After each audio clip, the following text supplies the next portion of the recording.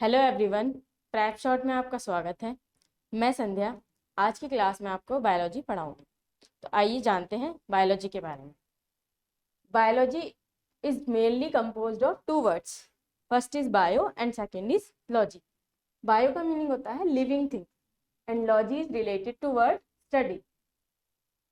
Biology का meaning होता है study of living things, study of living organisms, जिनके बारे में हम जानते हैं, उनकी मॉर्फोलॉजी के बारे में, उनके स्ट्रक्चर के बारे में, उनकी एनाटमी, उनकी बॉडी टाइप्स क्या क्या हैं, उनके बारे में हम स्टडी करते हैं। वो हमारा बनाता है biology. Biology is mainly divided in two classes. First is botany and second is zoology. Botany is related to plants. इसमें हम जितने भी प्लांट्स हैं हमारे अर्थ पे, हम उनके बारे में स्टडी करते हैं। या तो वो स्मॉल प्लांट्स हैं या फिर वो बड़े प्लांट्स हैं, ट्रीज हैं, हर्ब्स हैं, शब्स हैं, उन सब के बारे में हम स्टडी करते हैं बॉटनी। नेक्स्ट है हमारा जूलॉजी। जूलॉजी में हम स्टडी करते हैं एनिमल्स के बारे में।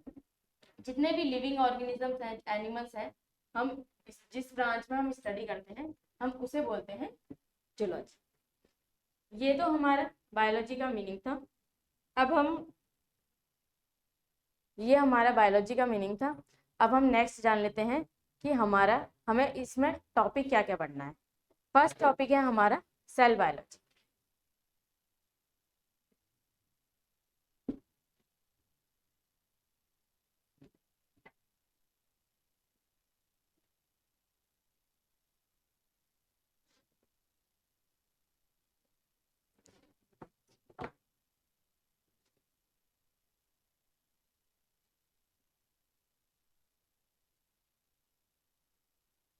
सेल बायोलॉजी, बायोलॉजी का मीनिंग मैं आपको बता चुकी हूँ, सेल। आइए स्टार्ट करते हैं सेल से। सेल होता क्या है, पहले सेल के बारे में जान लेते हैं। सेल क्या होता है? Structural functional unit of life. It is a structural and functional unit of life. जो हमारी लाइफ की जो छोटी से छोटी जो बेसिक यूनिट होती है, जैसे हम स्टार्ट करते हैं बेसिक यूनिट, उसे हम बोलते हैं सेल। जैसे आप एक घर बनाते हैं तो घर में जो बेसिक चीज है, जो जरूरत होती है हमें, रिक्वायरमेंट, वो किसकी होती है? एक ईंट की, क्योंकि वहां से स्टार्ट करके ही वो पूरा घर बनता है। तो वो हमारी बेसिक यूनिट हो गई। इसी तरीके से जो हमारी बॉडी होती है पूरी, उसमें जो बेसिक यूनिट है हमारी, जो स्मॉल बेसिक यूनिट है, हम उसे क्या बोलेंगे? सेल। सेल की स्टडी को ही हम क्या बोलते हैं? Cell biology. और एक टर्म और है जो बोली जाती है, हम उसे क्या बोलते हैं? साइटोलॉजी। क्या बोलते हैं? Cytology. Cytology is study of cell.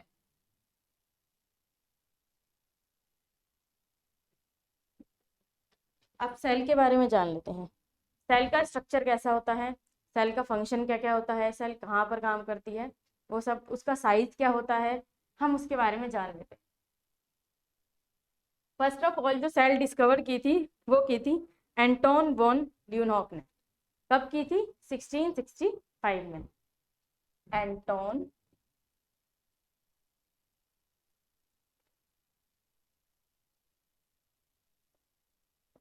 Von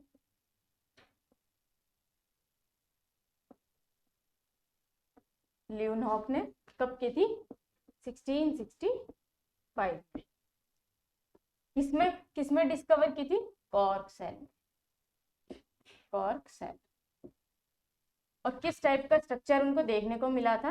वो था honeycomb like structure. Honeycomb like structure था।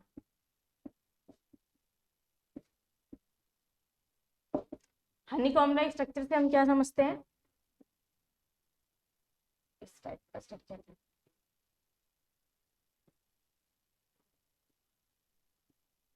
यहाँ पर न्यूक्लियस था और इस तरीके की सेल थी। ये पूरा कॉन्टिन्यू उन्हें दिखा था और इस टाइप का स्ट्रक्चर उन्होंने माइक्रोस्कोप के थ्रू देखा था।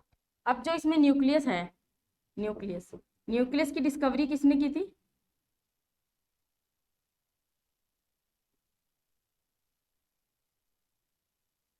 न्यूक्लियस की डिस्कवरी की थी रॉबर्ट ब्राउन ने। Robert brown. जो मेनली हमारा एग्जाम में पूछा जाता है तो मेनली सेल का ही पूछा जाता है। इसका नाम आपको याद रखना है, एल्टोन वॉन ल्यूनहॉक। अब हमने इसके स्ट्रक्चर के हमने ये जान लिया कि इसने डिस्कवर किसने किया था। अब इसके साइज के बारे में जान लेते हैं। जो इसका साइज होता है वो 1 माइक्रोमीटर टू 10 माइक्रोमीटर तक होता है। जो हमारा नॉर्मल जो साइज होता है तो सेल का, वो 1 माइक्रोमीटर से 10 माइक्रोमीटर तक का होता है। बट ये हमसे नहीं पूछा जाएगा, हमसे क्या पूछा जाएगा, जो स्मॉलेस्ट सेल है अर्थ पे, वो कौन सी है, उसका नाम बताना है। जो स्मॉलेस्ट सेल पाई जाती है अर्थ पे वो है माइकोप्लाज्म। और इसका साइज क्या होता है, 0.3 माइक्रोमीटर, 0.3 माइक्रोमीटर। अब ये स्मॉलेस्ट है ये, तो लार्जेस्ट भी होगी। तो लार्जेस्ट सेल हमारी कौन सी होती है,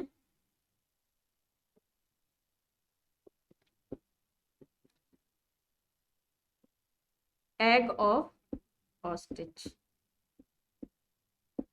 एग सेल ऑफ ऑस्ट्रिच। जो हमारा सबसे, ऑस्ट्रिच क्या होता है, ऑस्ट्रिच कौन सा वर्ड होता है, जो बिगेस्ट जो बर्ड है हमारा उसका नाम है ऑस्ट्रिच। उसके अंदर एक सेल पाई जाती है, उसे क्या बोलते हैं, एग सेल। क्या बोलते हैं उसे, एग सेल। तो वो हमारी क्या होती है, लार्जेस्ट सेल होती है पूरी अर्थ पे। ये आपको जरूर याद रखना है, जरूर। स्मॉलेस्ट तो बहुत बार पूछा जाता है एग्जाम में, और इसका साइज आपको पता हो या ना हो, बट इसका नाम जरूर पता होना चाहिए। ऑप्शंस में लिख देते हैं कि इनमें से बताओ जो स्मॉलेस्ट है वो कौन सी है। आपको बहुत सारी देंगे, आपको बैक्टीरिया के नाम भी दे देंगे, वायरस के नाम। बट अगर आपको नहीं पता तो हो सकता है बैक्टीरिया को टिक करके आ जाओ या वायरस को, बट ये नाम आपको ध्यान रखना है, माइकोप्लाज्म। अब इसके हमने साइज के बारे में जान लिया। अब हम देख लेते हैं आगे इसके स्ट्रक्चर के बारे में।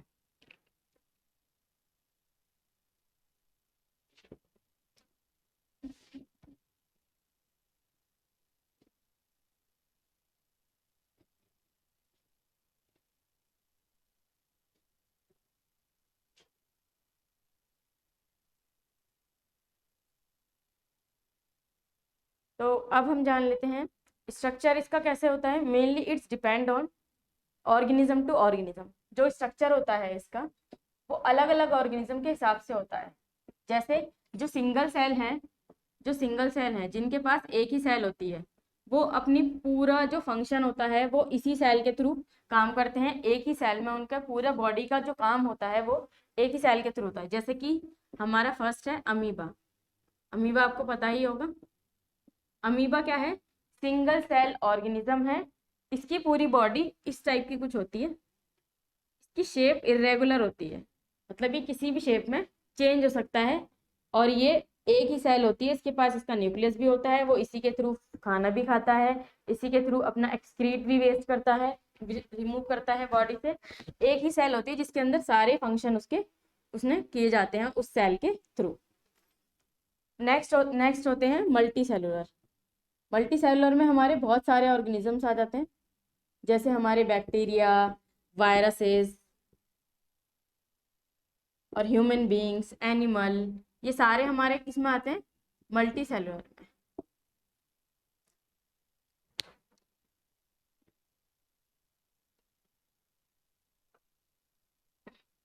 अब ये इसका स्ट्रक्चर, इसका साइज, इसके बारे में जानने के बाद अब हम स्टडी करेंगे। एक थ्योरी दी है सेल थ्योरी, जिसके बारे में हमने, जो हमें क्या बताती है कि सेल कैसे वर्क करती है, सेल का काम क्या है, और सेल क्यों है, मतलब उसका होना क्यों जरूरी है, क्यों इंपॉर्टेंट है सेल हमारे लिए। सेल थ्योरी, सबसे पहले ये जान लेते हैं कि ये दी किसने थी। ये दी थी सेल्डन एंड स्वान ने। Seldon and swan.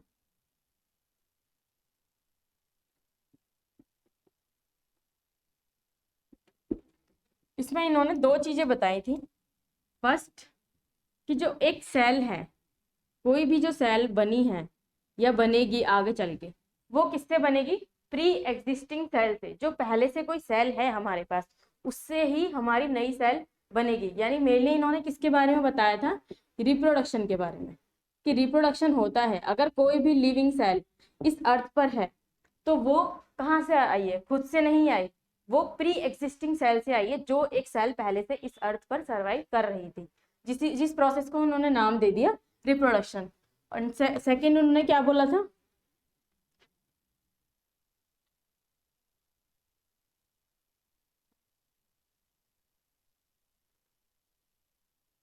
सेकंड इन्होंने बोला था कोई भी लिविंग ऑर्गेनिज्म जो इस अर्थ पर है वो सेल से बना हुआ है, सेल से मिलकर, या तो उसके पास एक सेल होगी या फिर उसके पास एक से ज्यादा सेल होगी, वन सेल और more than one cell.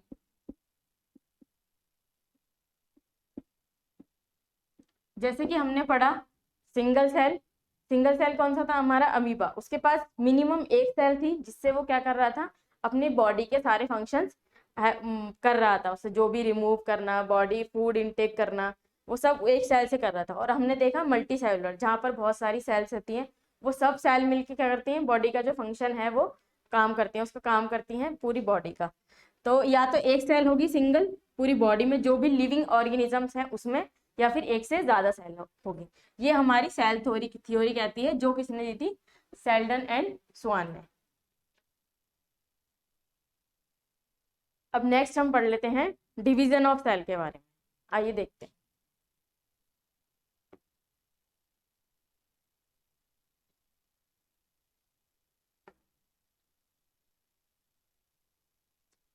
Second topic है हमारा division of cell.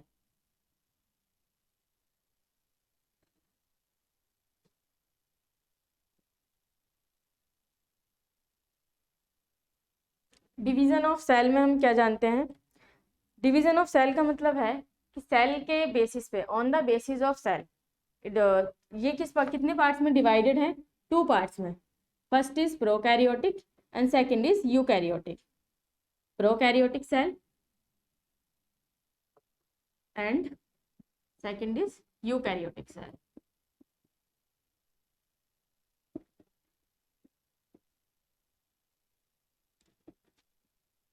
Prokaryotic cell का मतलब क्या होता है, पहले हम इस वर्ड का मीनिंग जान लेते हैं, उसके बाद हम आगे देखेंगे कि इसमें होता क्या है। प्रो का मीनिंग क्या होता है, प्रो मीन्स होता है बिफोर। कैरियोटिक, कैरियोटिक में जो वर्ड छुपा हुआ है वो है कैरियोन। कैरियोन का मीनिंग होता है न्यूक्लियस। इसी तरीके से यूकैरियोटिक सेल का मीनिंग भी होता है, यू का मीनिंग होता है ट्रू, कैरियोटिक का मीनिंग होता है न्यूक्लियस।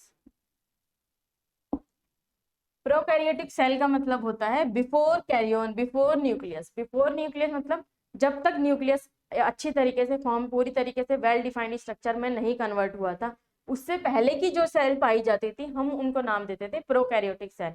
इसमें क्या होता है, लेक ऑफ न्यूक्लियस होता है। Prokaryotic cell contain no nucleus, इसके अंदर कोई भी न्यूक्लियस नहीं पाया जाता है और ये बिना न्यूक्लियस के होती हैं। अगर इनमें न्यूक्लियस होता है, अगर इनमें न्यूक्लियस पाया जाता है तो वो भी सेग्रीगेटेड होता है। सेग्रीगेटेड लाइक इस तरीके का होता है, बिखरा हुआ, पूरी सेल में इस तरीके से बिखरा हुआ होगा, कोई एक डिफाइंड स्ट्रक्चर उसका नहीं पाया जाता। वहीं हम बात करते हैं यूकैरियोटिक के बारे में, तो यूकैरियोटिक का मीनिंग होता है ट्रू। ट्रू का मीनिंग हो गया कि इसमें जो हमारा न्यूक्लियस होगा वो कैसा होगा, वेल डिफाइंड होगा, एक प्रॉपर स्ट्रक्चर होगा, उसके पास अपनी एक सेल होगी, सेल के अंदर वो इनक्लोज्ड होगा, अच्छी तरीके से पैक्ड होगा। किसकी फॉर्म में, क्रोमोसोम होंगे उसके अंदर, जो डीएनए होगा वो होगा हमारे जेनेटिक मटेरियल की तरह अच्छे से बाउंड होगा पूरी सेल में। जिस तरीके से हमारी सेल बाउंड होती है प्लाज्मा मेम्ब्रेन के अराउंड, उसकी जो मेम्ब्रेन होती है उसे प्लाज्मा मेम्ब्रेन कहते हैं, ऐसे ही न्यूक्लियस की एक मेम्ब्रेन होगी जिसे हम बोलेंगे न्यूक्लियस मेम्ब्रेन। तो ये कहाँ पर होती है, न्यूक्लियस मेम्ब्रेन कहाँ पाई जाती है, यूकैरियोटिक सेल। आप समझ गए होंगे दोनों में डिफरेंस क्या होता है, प्रोकैरियोटिक और यूकैरियोटिक। प्रोकैरियोटिक कहाँ पाई जाती है, मेनली ये मिलती है बैक्टीरिया में, बैक्टीरिया में, वायरसेस में, ये जो प्रोकैरियोटिक सेल होती है वो इनमें पाई जाती है। यूकैरियोटिक सेल कहाँ पर होती है, एनिमल्स में, ह्यूमन बीइंग्स, बर्ड्स, जो भी हमारे लिविंग ऑर्गेनिज्म है जो कैसे हैं, कॉम्प्लेक्स हैं। क्यों, क्योंकि ये कॉम्प्लेक्स स्ट्रक्चर बनाती है, इसलिए कहाँ पर पाई जाती है, एनिमल्स में, बर्ड्स में, ह्यूमन बीइंग्स में यूकैरियोटिक सेल पाई जाती है। अब आप ये समझ गए होंगे, अब हम आगे बढ़ते हैं।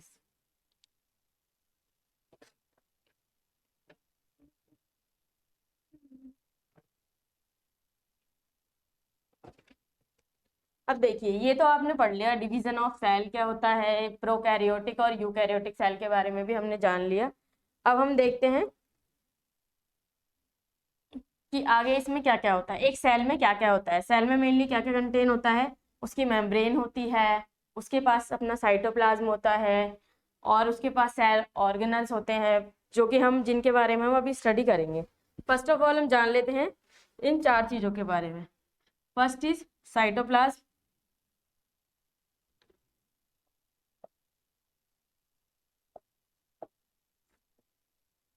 Second is plasma membrane,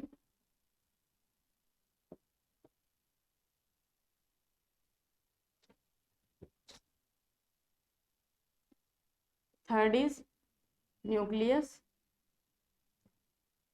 and fourth is ribosomes.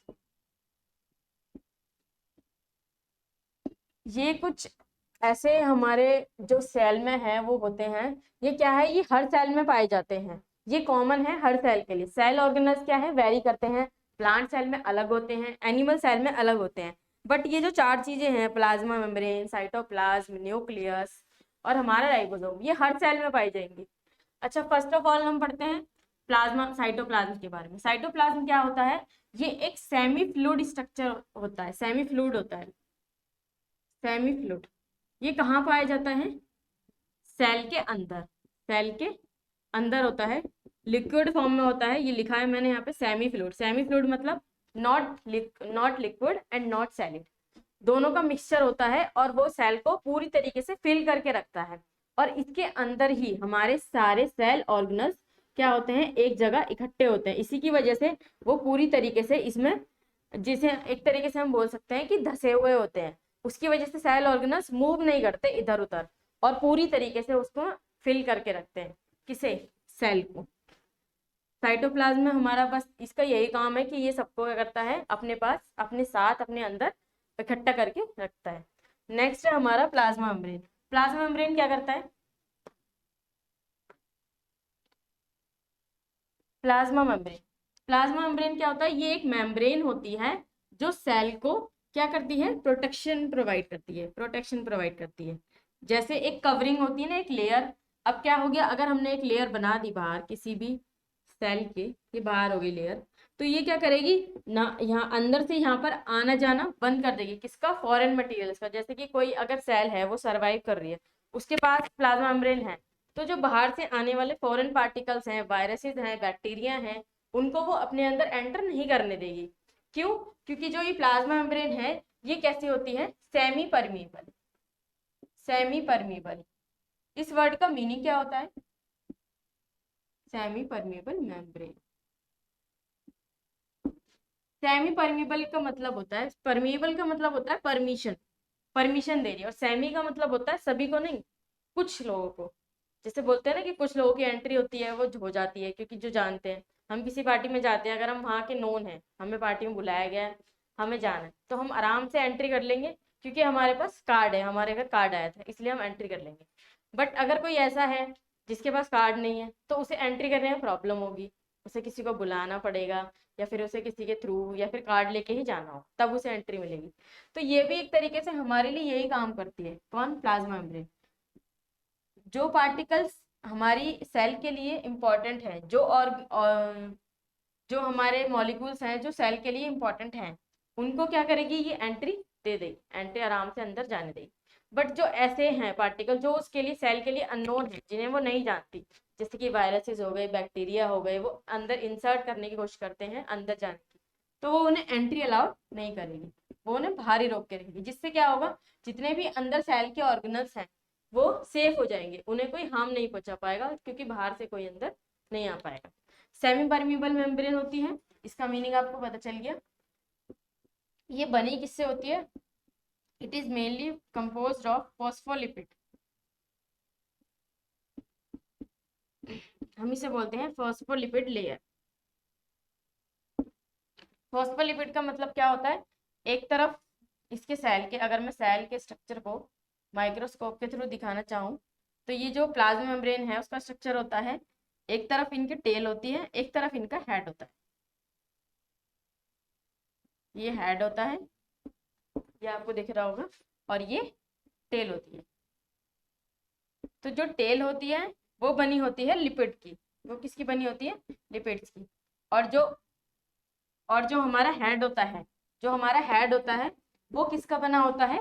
Phosphorus का। वो किसका बना होता है? फॉस्फोरस का। ठीक है, तो ये होती है फॉस्फोलिपिड की लेयर की। जो ये प्लाज्मा मेम्ब्रेन है वो किसकी बनी होती है? फॉस्फोलिपिड की।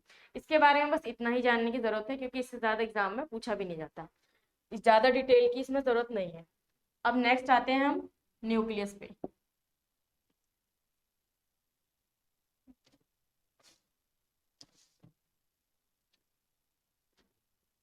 अगर मैं आपसे पूछूं कि प्लाज्मा मेम्ब्रेन की फंक्शन क्या क्या है, क्या क्या काम करती है, तो आप क्या कहेंगे कि क्या क्या फंक्शन है इसके?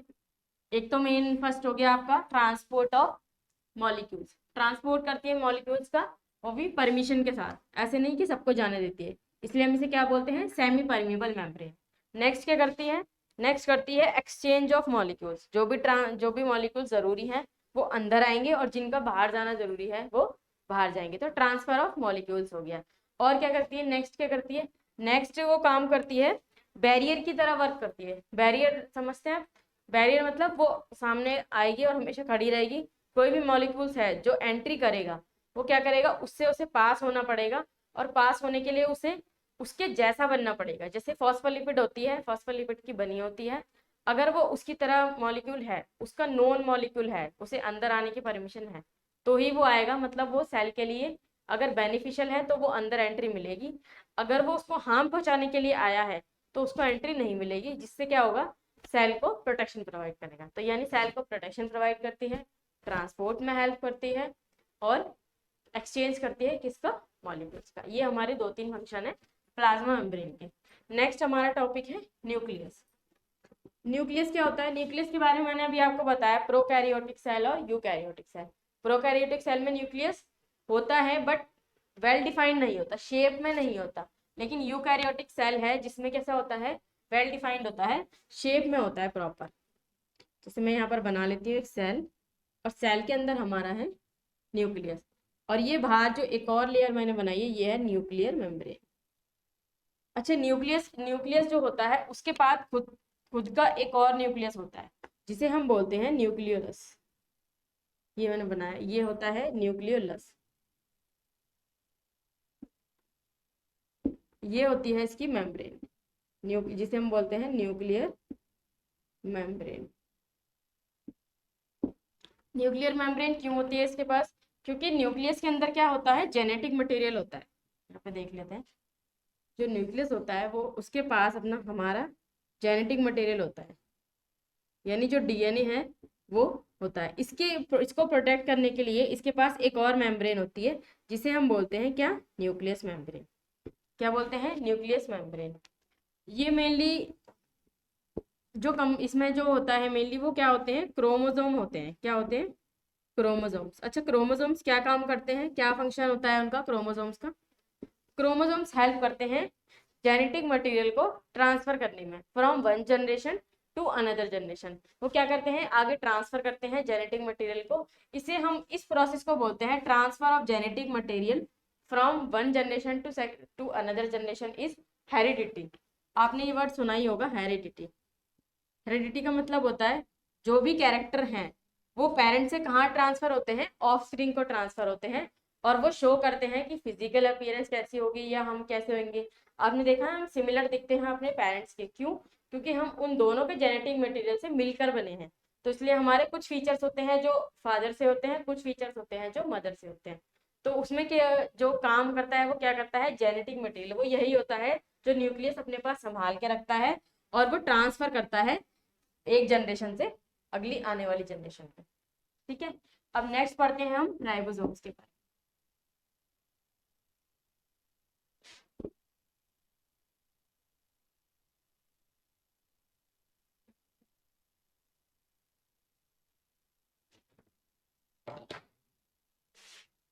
नेक्स्ट है राइबोसोम्स।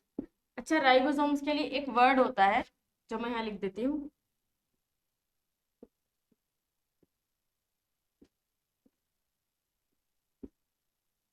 Protein factory. इसे क्या बोलते हैं हम? Protein factory. इस वर्ड से डायरेक्ट क्वेश्चन आता है कि what is the protein factory of cell. उसमें आपको ऑप्शन दिए जाएंगे और ऑप्शन में कभी कभी ना RER भी होता है। RER क्या होता है? Rough endoplasmic reticulum. इसके बारे में हम आगे पढ़ेंगे। इसमें भी क्या होता है? रफ का मतलब क्या होता है यहाँ पे कि यहाँ पे राइबोसोम्स अटैच है, लेकिन हम इसे प्रोटीन फैक्ट्री नहीं बोलते। राइबोसोम्स इसमें होते हैं लेकिन हम इसे प्रोटीन फैक्ट्री नहीं बोलते। प्रोटीन फैक्ट्री अगर बोला जाएगा तो उसका आंसर क्या होगा उस क्वेश्चन का? राइबोसोम्स, क्योंकि राइबोसोम्स क्या करते हैं? प्रोटीन बनाते हैं, प्रोटीन सिंथेसिस में हेल्प करते हैं। पूरी सेल में कहीं पर भी प्रोटीन फॉर्मेशन होगी तो वो किसकी हेल्प से होगी? राइबोसोम्स की हेल्प से। राइबोसोम्स क्या करेंगे? प्रोटीन फॉर्मेशन का काम करते हैं। इनका जो फंक्शन है प्रोटीन फॉर्मेशन का है। अच्छा, प्रोटीन हमारी जो होती है वो मेनली 2 पार्ट्स में होती है। 2 तरीके से उसका सेग्रीगेशन हुआ होता है। एक होती है 80S और एक होती है 70S। अब आप पूछेंगे एस का मीनिंग क्या होता है यहाँ पे? जिस तरीके से हमारी यूनिट होती है मेजर करने की, लेंथ को मीटर में, टाइम को सेकंड में, आवर में, इस तरीके से राइबोसोम को मेजर करने की एक यूनिट होती है जो है एस। एस की फुल फॉर्म क्या है? सेवड वर्ग। क्या है? सेवड वर्ग।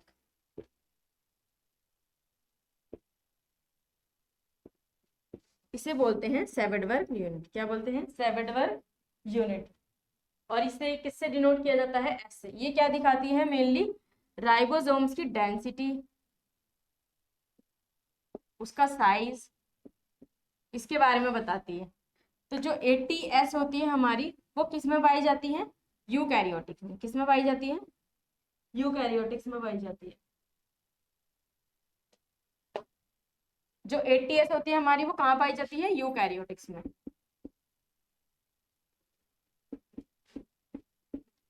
और जो 70S होती है वो हमारी कहाँ पाई जाती है? प्रोकैरियोटिक्स में।